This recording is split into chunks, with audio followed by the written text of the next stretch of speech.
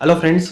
देखिए रीट का पेपर जब से हुआ है तब से ये विवादों में रहा है और बहुत सारी क्योरीज आ रही है कि पेपर जो है वापस हो सकता है। तो हमारे राजस्थान के जो शिक्षा मंत्री है गोविंद सिंह डोटासरा, इनके द्वारा कुछ महत्वपूर्ण बातें बताई गई है। तो इनके ऑफिशियल ट्विटर हैंडल से हमने वो जानकारी जुटाई है। तो देखिए जो इम्पोर्टेंट कुछ बातें हैं इनकी तो हम इस वीडियो में जानेंगे। उससे पहले अगर आप चैनल पर नए हैं तो चैनल को सब्सक्राइब करें ताकि आप लोगों को हर वीडियो पहले मिले। तो चलिए वीडियो को स्टार्ट करते हैं और जानते हैं। देखिए पहली न्यूज़ जो है वो ये है कि जो रीट की परीक्षा है, इनका ऑफिशियल ट्विटर अकाउंट है ये। इन्होंने स्टेटमेंट दिया है कि जो 13 कर्मचारी हैं जो इस रीट के पेपर में जो संदिग्ध माने जा रहे हैं उनको तत्काल निलंबित कर दिया गया है। देखिए निलंबित का मतलब ये होता है कि उनकी सेवा जो है अभी मतलब हाल के लिए रोक दी गई है। मान लीजिए इनको 10-15 दिन के लिए अभी रोक दिया गया है, इनको काम पे नहीं जाने दिया जाएगा। और अगर मान लीजिए इनकी जो अगर ये निलंबन में इनके ऊपर जांच होगी, इनके ऊपर एक कमेटी बैठेगी, अगर ये जांच में दोषी सिद्ध पाए गए तो उसके उपरांत जो इनकी सरकारी सेवा है उससे इनको बर्खास्तगी की जाएगी। और देखिए जो इम्पोर्टेंट बात यह है कि अगर मान लीजिए इनमें इनका दोष सिद्ध हो जाता है तो इनके जो एफआईआर है इनके ऊपर, उसके तहत इनको कानूनी सजा भी हो सकती है।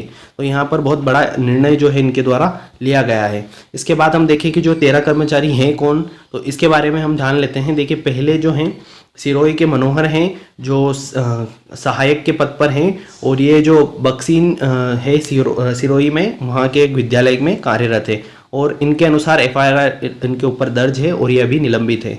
फिर ऐसे ही जालोर के मनोहर लाल हैं, इतिहास के व्याख्याता हैं, और जो है आरजे माधणी जो है स्कूल है यहाँ पर पूरण में, वहाँ पर ये भी क्या है निलंबित है और इन पर भी एफआईआर दर्ज है। और जालोर के सुरेश कुमार बिश्नोई हैं जो अध्यापक है लेवल 2 के, और ये हालीवाव के जो हैं वो अध्यापक हैं यहाँ पर, और इन पर भी एफआईआर दर्ज है और ये भी निलंबित कर दिए गए हैं। ऐसे ही झालोर के प्रकाश चौधरी हैं, अध्यापक हैं लेवल 1 के, और एक कालेटी के जो उमावी हैं वहाँ के प्रधान अध्यापक हैं, और इन पर भी एफआईआर दर्ज है और ये भी अभी निलंबित है। इसके बाद देखें जो बाड़मेर के रमेश कुमार है, ये लेवल 1 के अध्यापक हैं, इन पर भी जो है वो केस दर्ज है और इनकी जो एफआईआर है अभी दर्ज नहीं की गई है, लेकिन ये निलंबित कर दिए गए हैं। ऐसे ही नागौर के रामनिवास भासवान हैं, अध्यापक हैं, और एफआईआर दर्ज है इन पर भी और ये भी क्या है निलंबित हैं। ऐसे ही नागौर के श्रवण राम हैं, अध्यापक है, ये भी ढिंगसरा के, और इन पर भी एफआईआर दर्ज है और इनको भी क्या करा है निलंबित कर दिया गया है। ऐसे ही हम देखें डूंगरपुर के भंवरलाल श्री क्यों लगा दिया, और अध्यापक लेवल 2 के हैं ये, और एफआईआर दर्ज है इन पर, निलंबित अभी जो है ये भी निलंबित है। ऐसे डूंगरपुर के राजसमंद और राजसमंद के 2 अध्यापक हैं, मांगीलाल दर्जी और श्रवण कुमार। श्री क्यों लगा रहे हैं इनके पीछे, इनको अगर इन पर अगर मान लीजिए मुकदमा ऑफियस हो जाता है, मान लीजिए कि इनका जो है दोष सिद्ध हो जाता है, तो ये श्री किस काम के, ऐसे श्री की हमें ज़रूरत नहीं है जो बच्चों का भविष्य खतरे में डाले। भरतपुर और बूंदी के भी कुछ व्यक्ति हैं जो यहाँ पर निलंबित कर दिए गए हैं और इन सभी पर क्या है एफआईआर दर्ज है, केवल एक को छोड़कर सभी पर एफआईआर दर्ज है। उसके बाद जो नेक्स्ट है इनका एक और ट्वीट हुआ था, इन्होंने एक और ट्वीट किया था कि जो रीट परीक्षा में नकल गिरोह है उन पर पहला एक्शन लेते हुए जिला अधिकारी। देखिए पहला एक्शन है, ये सबसे बड़ा स्टेटमेंट है क्योंकि जिला अधिकारी बहुत बड़ी पोस्ट होती है। सवाई माधोपुर के राधेश्याम मीणा को यहाँ पर निलंबित कर दिया गया है।